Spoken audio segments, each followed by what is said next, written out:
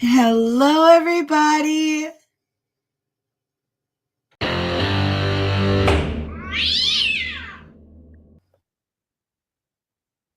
And sir, what's your name? Dan Taylor. Sorry, that Taylor, was it? Dan Taylor, yes. Okay, Stan Taylor. All right, and so you're Stanley D. Taylor? Yes, I am. What's your date of birth? 12759. Okay, so I'm gonna turn to Mr. Sabian. You worked with Mr. Taylor?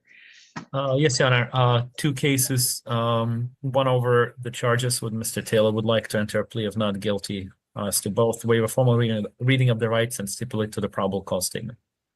Okay, so that's on 5A183-518, the allegation of use of drug paraphernalia from March 22nd. You Yes, Your pled Honor. guilty to the November 2024 possession of controlled substance already. Sorry about that. Yes, Your Honor. Okay, clear. So Mr.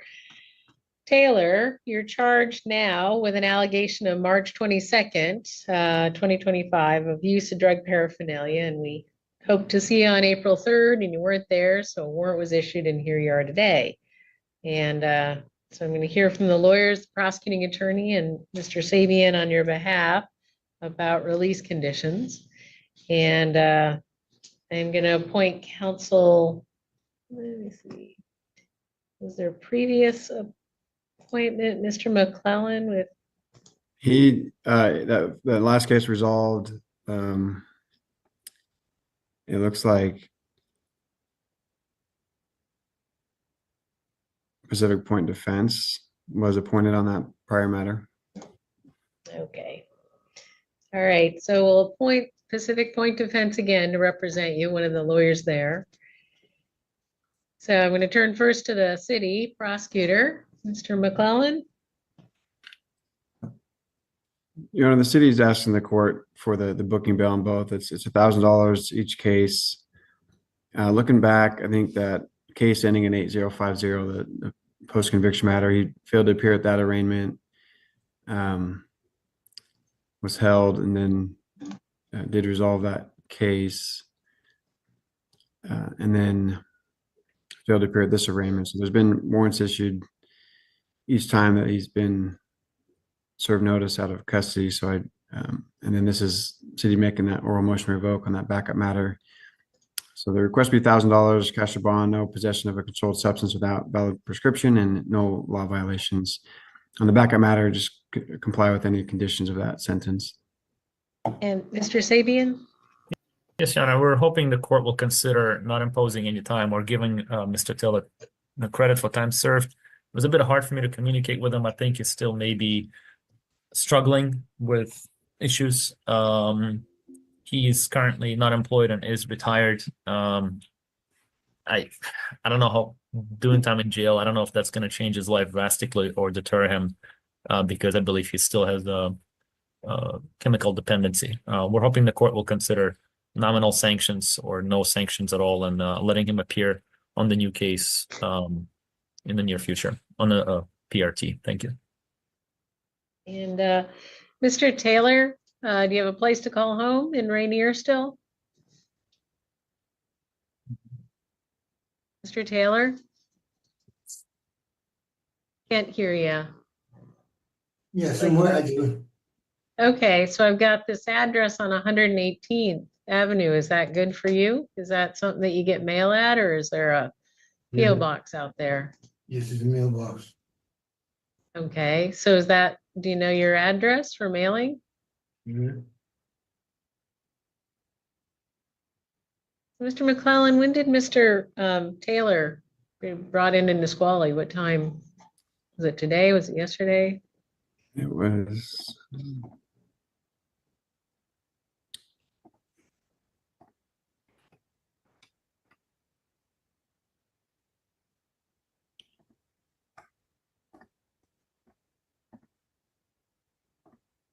shows I have, yes, it was the 7th of April. I don't know the time exactly. Okay, so sometime yesterday. Yeah.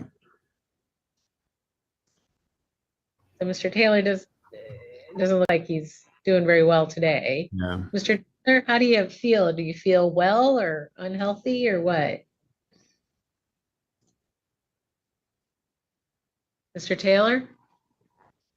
I'm not even sure if he's on the nod. So I don't think he's competent for today's hearing. I'm going to set to tomorrow directly to 1:30 for a pre-FTC and arraignment, and hope that he is more cogent then. Just hold him until tomorrow. We've already found probable cause in the underlying matter when we issued the warrant.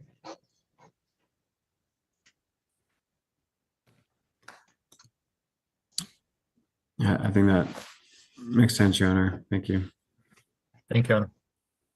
Mr. Taylor, I think you need to knock on the door there and they'll let you out of the room. Mr. McClellan, maybe you can be into, he's moving. Yeah, Let's see.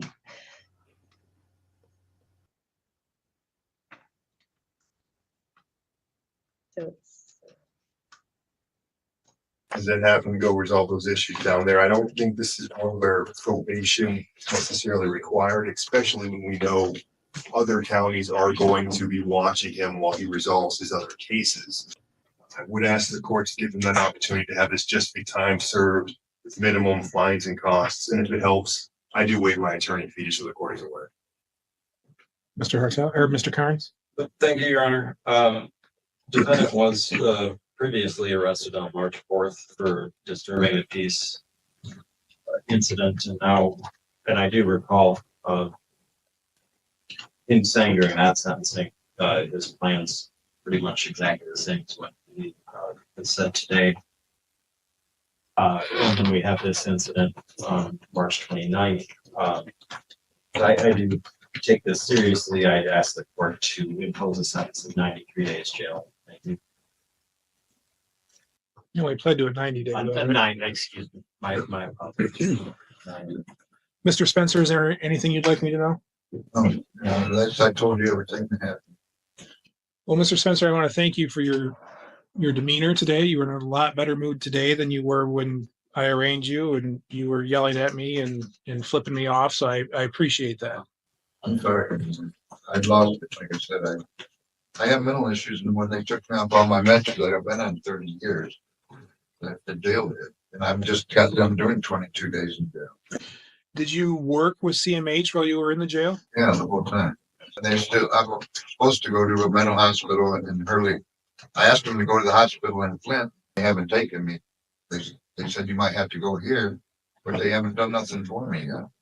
I want to go to the hospital to get back on my meds and stay there until because I need to be locked up until I'm on my meds, you know. And they're not giving me the meds that I'm on now. They're giving me different meds. That's not. I've been on these meds 30 years. I was molested as a little boy. I need to be on what I need to be on. I don't know what to got. Were you on your medication when you had the last incident at the hospital? That's for too much because I haven't had no source. Last time we were here, you had indicated that you were going to go down to Kalamazoo and take care of your issues down there. I was only out 2 days. I'm trying to, I need this heart to put on because I'm going to die. I got AIDS though. That's what I was trying to do. Both times they arrested me. And then you'd also indicated, I thought you were going to go to Florida. There's a rehab in Florida. The city police are going to send me to. They're the ones that sent me up here to stay safe because I got robbed in Kalamazoo and then I got shot at. They said, you got to get out of town and you're not going to be able to testify. Well, them people finally took a plea bargain and gave up the other two. So she said, how would you like me to go to Florida to rehab? I said, I'd love to. I'm trying to, but every time the city cops do, they arrest me. Because my daughter's the one that took the head of the militia out, her share. My daughters are both sergeants in Berry County. My daughter's been there 23 years. She could have retired. She stayed 3 more years because her sheriff is the head of the militia. So she stayed 3 years, took him out. Now every time the city cops see me, they arrest me. I've been arrested 5 times. I got arrested the day after I got here in Traverse. I've been arrested 3 times in Traverse because it's all by city cops. Because they know that I'm the father of Rochelle Spencer. That's why I'm getting arrested by the city cops. County's never touched me. I haven't done nothing wrong. But the city cops keep arresting me. And that's the honest truth. You can check with Berry County. You can go down and call them. She's been there 23 years. She was a canine for 19 years. She was SWAT for a year. Now she stayed 3 more years, and now every time they see me, they're taking me to jail. Anytime they have contact with me, I'm going to jail. You mentioned Hurley. Did you have an intake done down there?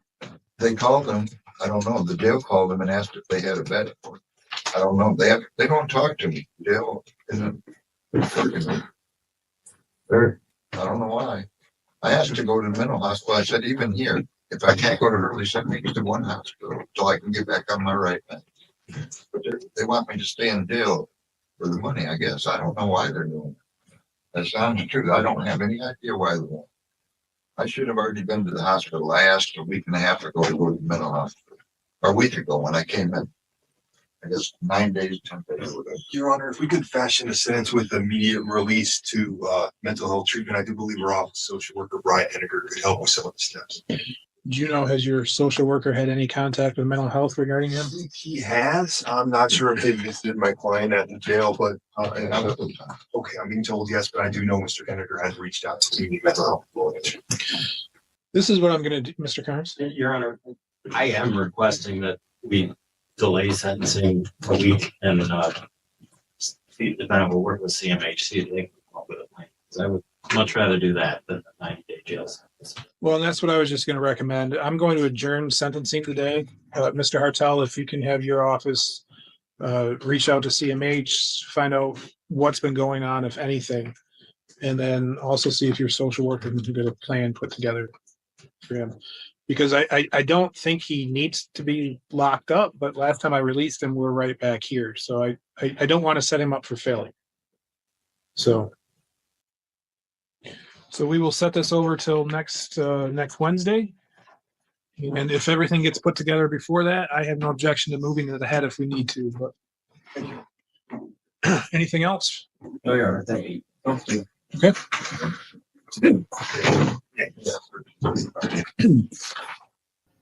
Be safe, be well, sleep sweet, and much love.